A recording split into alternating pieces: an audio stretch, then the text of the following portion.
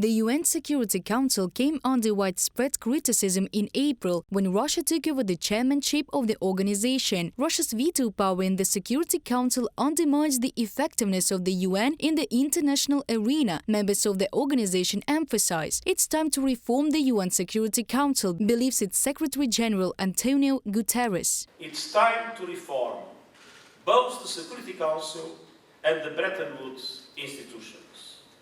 And this is essentially a question of redistributing power in line with the realities of today's world. At the G7 summit in Hiroshima, the Prime Minister of India, Narendra Modi, also spoke in favor of reforming the UN system.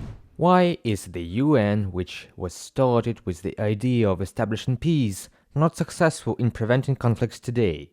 Why even the definition of terrorism has not been accepted in the UN?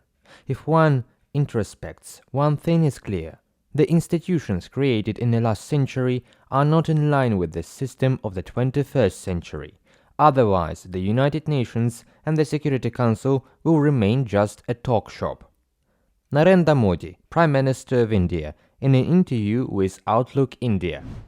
In April last year, President of Ukraine Volodymyr Zelensky called on UN members to deprive the occupying country of Russia of the right of veto in his speech at the UN Security Council. Many European leaders called to deprive Russia of the status of a permanent member of the UN after the start of its full-scale war against Ukraine. According to Charles Michel, if a permanent member of the UN Security Council starts an unjustified war, it no longer has a place in the organization. According to the German newspaper Tagesspiegel, it is possible to achieve Russia's exclusion from the number of permanent members of the Security Council on the grounds that no one has elected it there. Notably, according to Article 4 of the UN Charter, new member states must be adopted by a vote of the General Assembly.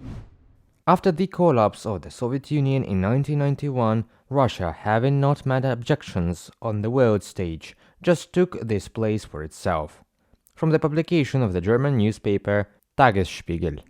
According to experts, reforming the UN system is not easy. The complexity of such organizational association lies in the fact that different players are concentrated in them, that is, different roles and visions. While we see this platform being used more to fight narratives, Russia is trying to use it for its own purposes.